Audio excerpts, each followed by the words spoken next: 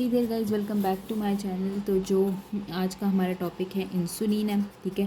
अच्छा, डायबिटीज़ को सबको पढ़ने से पहले आपको हमेशा याद होना चाहिए कि आपने जो चीज़ पढ़नी है वो हमारे पास इंसुलिन है, ठीक है।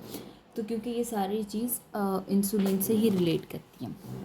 फिर जो दूसरी चीज़ आ जाती है ये कि ये सब पढ़ने से पहले आपको जो चीज़ याद होनी चाहिए वो आपको पेनक्रियाज का पता होना चाहिए, ठीक है। कि पेनक्रियाज की रिलेशन क्या है, ठीक है। पेनक्रियाज का क्या हिसाब किताब है इसमें। तो ये आपने देख लिया। आपको देखना चाहिए कि जो इंसुलिन है उसकी प्रोडक्शन वगैरह, आप मतलब जो भी पेनक्रियाज का काम है ना, क्योंकि ये बहुत मेजर रोल प्ले करते हैं।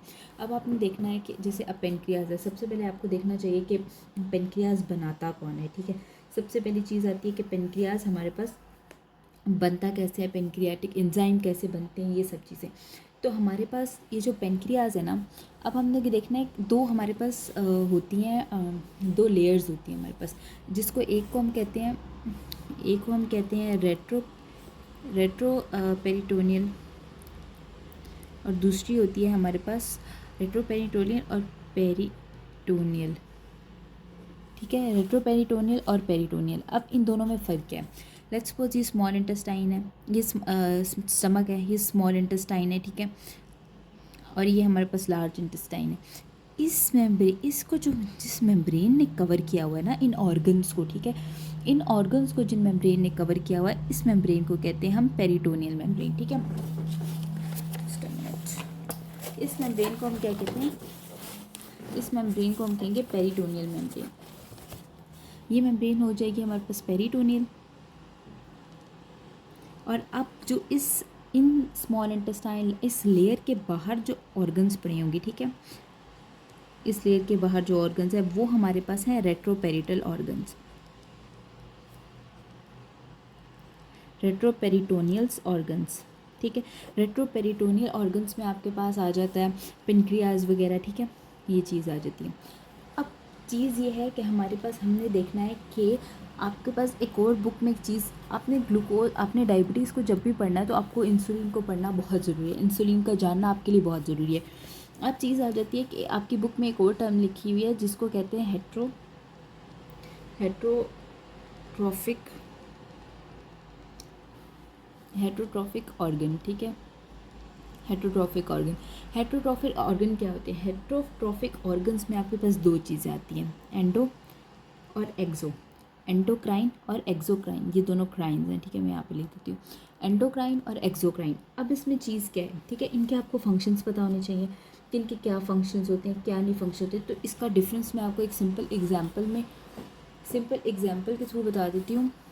लेट्स सपोज ये हमारे पास एक जीआईटी है और ये हमारे पास ब्लड वेसल है।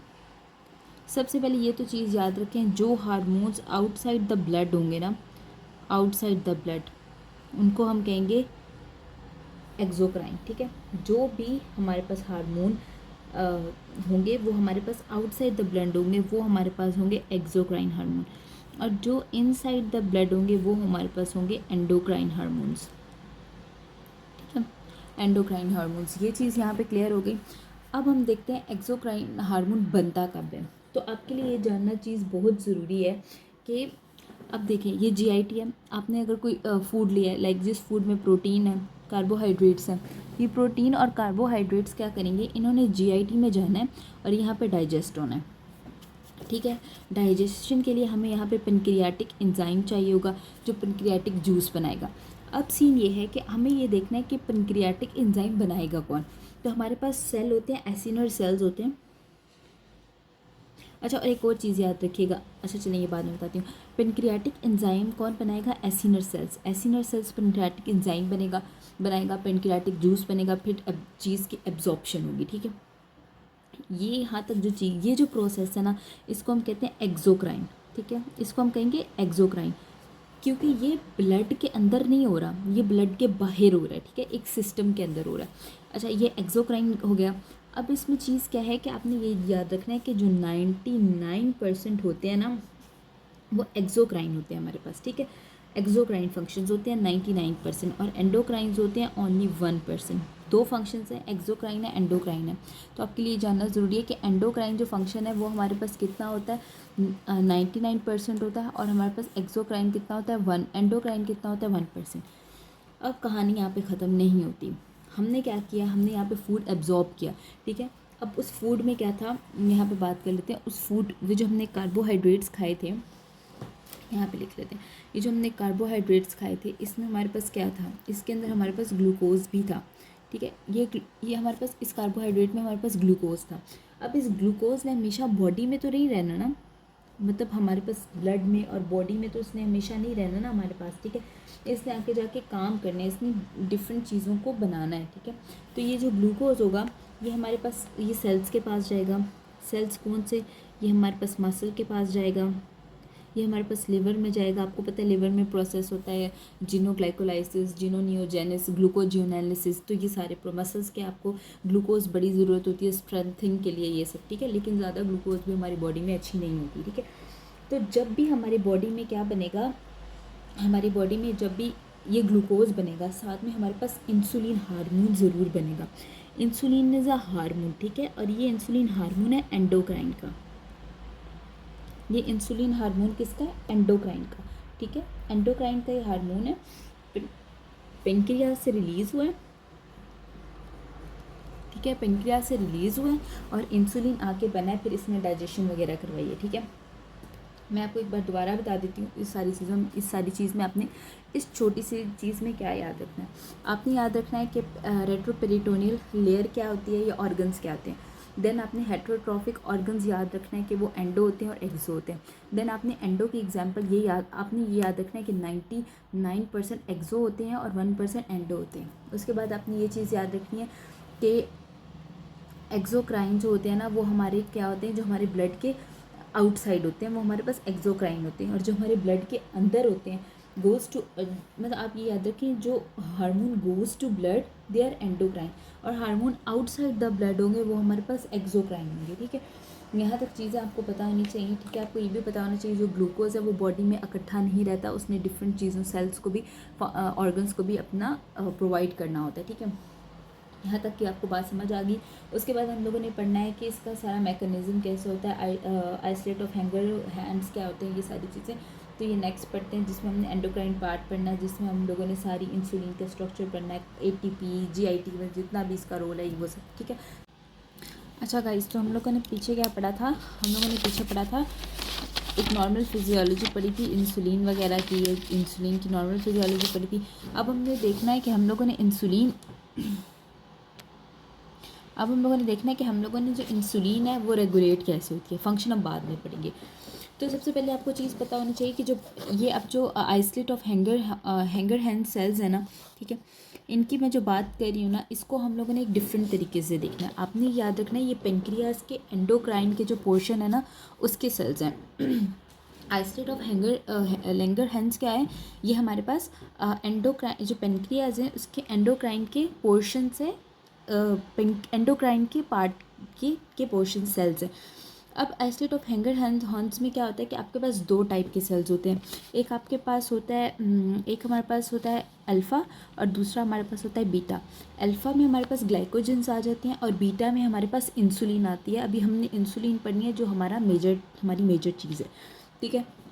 ये मैंने एक बीटा सेल ड्रॉ कर लिया है, ठीक है। यहाँ से पेनक्रियास का बीटा सेल है, ये हमारे पास ब्लड वेसल है। अब हम लोगों ने देखना है इंसुलिन बनती कैसी है और किस तरह इस सेल में से निकल के हमारे पास ब्लड वेसल में आती है, ठीक है। तो आपके पास पहले तो दो चीज़ें होती है, एक फेड स्टेट होती है और एक फास्टिंग स्टेट होती है। अब आपको पता होना चाहिए फेड स्टेट क्या होती है। फेड स्टेट वो स्टेट होती है कि जब आपकी बॉडी टोटली फुल होती है, लाइक जब आपने खाना वगैरह खाया होता है और आपकी बॉडी टोटली फुल होती है, उसमें उस टाइम एट द टाइम हमारी बॉडी में ग्लूकोज का जो लेवल होता है वो बहुत ज़्यादा होता है। तो फेड स्टेट में हमारे पास जो ग्लूकोज होता है उसका लेवल बहुत ज़्यादा होता है, और फास्टिंग स्टेट में का मतलब होता है कि जब आपने खाना नहीं खाया होता तो उस टाइम हमारी बॉडी में ग्लूकोज का लेवल कम भी हो सकता है और नॉर्मल भी हो सकता है, इट्स डिपेंड्स, ठीक है। अब बात कर लेते हैं कि हम लोगों ने इंसुलिन बनानी कैसे है और वो फिर इंसुलिन इस बीटा सेल से निकल के हमारे पास इस ब्लड वेसल में कैसे जाएगी। तो सबसे पहले एक चीज़ याद, ये हम लोगों ने एक सेल बना लिया, ये पेनक्रियास का सेल है, बात पेनक्रियास के सेल्स की हो रही है, ठीक है। ये पेनक्रियास का बीटा सेल है जिसने इंसुलिन बनानी थी। अब इस पेनक्रियास के सेल पे हमारे पास कुछ ट्रांसपोर्टर्स लगे होते हैं जिसे हम GLUT2 कहते हैं। जो हमारे पास ये GLUT2 रिसेप्टर्स होते हैं ना, ये हमारे पास लेवर पे भी होते हैं, ये हमारे पास किडनी पे भी होते हैं। ये वो जहाँ पे भी आपने याद रखना है, जहाँ पे भी GLUT2 के हमारे पास रिसेप्टर्स होंगे, ट्रांसपोर्टर्स होंगे, वो चीज़ इंसुलिन इंडिपेंडेंट होगी। वहाँ से इंसुलिन को किसी चीज़ की ज़रूरत नहीं पड़ेगी, ना किसी मतलब दूसरी चीज़ की ज़रूरत पड़ेगी कि वो सेल में एंटर हो सके। वो इंसुलिन इंडिपेंडेंट होगी। यहाँ से ग्लूकोज को किसी चीज़ ने पुश नहीं करना कि यार आप जाओ सेल के अंदर और फिर काम करो। ये इंडिपेंडेंट होते हैं। अब यहाँ से क्या, ग्लूकोज अंदर आएगी, फिर क्या होगा, आपने ये देखना है कि जब भी हमारे पास ग्लूकोज अंदर आती है तो हमारे ब्लड में क्या, हमारे जो सेल है उसमें एटीपी प्रोड्यूस होता है। हमारे सेल में हमेशा जब भी ग्लूकोज ब्लड से हमारे एक सेल के अंदर आएगी ना, वहाँ पे एटीपी प्रोड्यूस होगा। अब एटीपी तो प्रोड्यूस हो गया। अब यहाँ पे हमारे पास इसी सेल में 2 और चैनल्स होते हैं। ट्रांसपोर्टर्स और चैनल्स में एक बहुत बड़ा डिफरेंट है। ट्रांसपोर्टर से मतलब पता चल रहा है कि किसी चीज़ को अंदर लेके जाना, और चैनल्स कोई इसका वो डिफरेंट चीज़ है, कोई चीज़ आपने ब्लॉक कर दी है या कुछ इस तरह, ठीक है। अब यहाँ पर हमारे इसी सेल पे, बीटा सेल पे 2 ट्रांसपोर्टर्स हैं, सॉरी चैनल्स हैं, जिनको हम कहते हैं पोटाशियम चैनल और दूसरा हमारे पास कैल्शियम चैनल है। अब देखते हैं कि पोटाशियम चैनल का क्या फंक्शन है और दूसरा हमने देखना है कि कैल्शियम चैनल का क्या फंक्शन है, और किस चैनल के थ्रू जो हमारे पास इंसुलिन है वो इस ब्लड वेसल में आएगी। तो जो एटीपी है ना, ये क्या करेगी, ये जाके हमारे पास ये जो पोटाशियम है ना, इसके जो चैनल है ना, इसको ब्लॉक कर देगी। सबको पता है कि जो पोटाशियम होता है ना, उसके ऊपर पॉजिटिव आयन होता है, ठीक है। तो इसी तरह जब हमारे पास एटीपी ने उस चैनल को जाके ब्लॉक कर दिया पोटाशियम के, तो हमारी जो हमारा सेल है उसके अंदर पॉजिटिव आयन्स बहुत ज़्यादा हो जाते हैं। जब हमारे सेल के अंदर पॉजिटिव, ये किसी भी सेल की आप बात कर लें, ठीक है, जब भी हमारे सेल में हमारे पास पॉजिटिव जो सेल्स होते हैं वो ज़्यादा हो जाते हैं, तो हमारा जो सेल है उसमें एक्शन पोटेंशियल का जो प्रोसेस है वो बन जाता है फ़ौरन, बहुत तेज़ी से, आपको पता भी नहीं चलता। और जैसे ही हमारे जो ब्लड हमारा सेल है उसमें जैसे ही पोटाशियम का लेवल एक हाई लेवल पे जाता है, हमारी बॉडी में एटीपी का प्रोसेस बनना शुरू हो जाता है। जैसे ही एटीपी का प्रोसेस होगा, ये फ़ौरन जाके कैल्शियम चैनल ब्लॉकर्स को ओपन कैल्शियम चैनल्स को ओपन कर देगा। पहले कैल्शियम चैनल्स थे बंद थे और पोटाशियम लेवल, ये दोनों बंद थे, ठीक है। पोटाशियम को उसने डबल कहा कि यार तुम तो बंद ही हो जाओ ना, तो ठीक है, ताकि वो पॉजिटिव चार्ज अपने सेल में रख सके, वहाँ से फिर एटीपी बन सके, एक्शन पोटेंशियल बन सके। वो एक्शन पोटेंशियल जाके कैल्शियम चैनल्स को ओपन कराएगा। जब वो कैल्शियम चैनल्स को ओपन करवाएगा, तो जो इस सेल में इंसुलिन बनी होगी, वो इंसुलिन इस चैनल से निकल के आपकी ब्लड में आ जाएगी। यहाँ तक तो प्रोसेस था कि हमारे पास इंसुलिन एक सेल से निकल के ब्लड में आई कैसे, लेकिन अभी तक हमने ये नहीं पढ़ा कि इंसुलिन बनी कैसे। This is a simple physiology कि वो आई कैसे। अब हम लोग ने देखना है कि इंसुलिन बनी कैसे। मैं एक बार फिर रिपीट कर देती हूँ कि हमारी बॉडी, हमारे जो सेल से इंसुलिन कैसे जाती है ब्लड वेसल में। आपके पास GLUT2 के रिसेप्टर होते हैं आपके सेल पे, उधर से ग्लूकोज ने आपके सेल के अंदर जाना है, वहाँ पे एटीपी प्रोड्यूस होना है। उसके बाद उस एटीपी ने आपके जो पोटाशियम चैनल्स हैं उनको ब्लॉक कर देना है। उस ब्लॉकिंग के बाद आपके सेल में पॉजिटिव चार्ज बहुत ज़्यादा हो जाएगा, जिसकी वजह से एक्शन पोटेंशियल क्रिएट होगा। एक्शन पोटेंशियल क्रिएट होने की वजह से कैल्शियम चैनल्स ओपन हो जाएंगे। उन कैल्शियम चैनल्स के थ्रू जो आपकी इंसुलिन है ना, वो आपके ब्लड में चली जाएगी। अब बात आ जाए, ये सिंपल सा प्रोसेस था कि जाती कैसी है ब्लड में। अब बात यहाँ पे आती है कि वो इंसुलिन सेल में आई कहाँ से, ठीक है। बात तो सिर्फ इतनी थी कि मैंने तो सिर्फ कहा कि ग्लूकोज अंदर आई है, मैंने ये तो नहीं कहा कि इंसुलिन अंदर आई है। और मैंने बात की कि ग्लूकोज बाहर गई है। कुछ तो सेंटर में प्रोसेसेस हुए होंगे ना जिनके थ्रू इंसुलिन बनी होगी। तो यहाँ पे यही सेल मैंने दोबारा ड्रॉ कर लिया। अब इसमें देखिए, हर सेल के अंदर हमारे पास न्यूक्लियस होता है, वो कोई भी सेल हो बॉडी का, उसके अंदर हमारे पास न्यूक्लियस होता ही होता। अब इस न्यूक्लियस ने कैसे आपके पास इंसुलिन बनाना है, या ये आप देखिए कि इस न्यूक्लियस ने इंसुलिन बनानी भी है या नहीं। तो जो हमारे पास न्यूक्लियस होता है, इसमें बहुत से क्रोमोसोम्स होते हैं, ठीक है। अब इस न्यूक्लियस में जो क्रोमोसोम्स हैं, उन्होंने आगे जाके मैसेंजर आरएनए बनाना है। मैसेंजर आरएनए का मतलब होता है कि कोई भी जो चीज़ है वो आपके पास मैसेज प्रोड्यूस कर रही है, जो आगे जाके कुछ चीज़ों में कन्वर्ट करना होता है, ठीक है। आपके पास इंसुलिन ने, क्रोमोसोम्स ने वर्क किया, मैसेंजर आरएनए बना। उस मैसेंजर आरएनए से हमारे पास कुछ जो प्रोडक्ट्स हैं वो जाएंगी रफ एंडोप्लाज्मिक रेटिकुलम में, और कुछ जाएंगी गोल्जी ऑपरेटस में, ठीक है। अब हमने देखना है कि रफ एंडोप्लाज्मिक रेटिकुलम हमारे पास, इसके पास जो mRNA ने पार्टिकल्स दिए थे उससे क्या बनाएगी, ठीक है। सबसे पहले जो बेसिक चीज़ है वो इंसुलिन बनाएगी। हमेशा याद रखिएगा जो रफ़ एंडोप्लाज्मिक रेटिकुलम है ना, वो हमेशा इंसुलिन बनाती है, लेकिन गोल्जी ऑपरेटस कोई चीज़ बनाता नहीं है। रफ़ एंडोप्लाज्मिक रेटिकुलम चीज़ बनाता है, लेकिन गोल्जी ऑपरेटस चीज़ भेजता है, ठीक है। लेकिन रफ़ एंडोप्लाज्मिक रेटिकुलम में यहाँ पे हमारे पास क्या बन रही है, इंसुलिन, ठीक है। और इंसुलिन इट्स सेल्फ प्रोटीन है, इंसुलिन इज़ इटसेल्फ प्रोटीन, ठीक है। वो हमारे पास बनाई हमारी गोल्जी ऑपरेटस, सॉरी हमारी रफ एंडोप्लाज्मिक रेटिकुलम ने, और वो आगे हमारे पास गोल्जी ऑपरेटस के पास गई। गोल्जी ऑपरेटस ने क्या किया कि उसको मतलब लाइक एक ये राउंड कर लें, इसमें हमारे पास कुछ वेजिकल्स है, वेजिकल्स को ना उसने पाउची फॉर्म में लाइक एक राउंड सा कर लें या एक पाउच सा कर लें, जिस पाउच में आपने कुछ सेल्स रख दिए, ठीक है, उसको मेम्ब्रेन से कवर कर दिया उसने। अब क्या है यहाँ पे कि गोल्जी ऑपरेटस के पास जैसी ही न्यूक्लियस आई, इंसुलिन आई, इसने क्या किया, गोल्जी ऑपरेटस ने इसको कवर कर दिया विथ 2 मोर सब्सटेंसेस। एग्ज़ाम के लिहाज से एनआरई के लास्ट पेपर में, हाँ लास्ट पेपर में ये क्वेश्चन था कि हमारे पास जो गोल्जी ऑपरेटस होता है, ठीक है, उसमें सिर्फ न्यूक्लियस होती है या कोई और भी आपके पास जो प्रोडक्ट्स हैं वो होते या नहीं होते। तो ऑप्शंस में था 2 थे आई गेस, इंसुलिन को ही दोबारा लिखा हुआ था, और इस तरह 2-3 ऑप्शन थे। तो उसमें एक जगह पे सी पेप्टाइड और अमाइलिन भी था।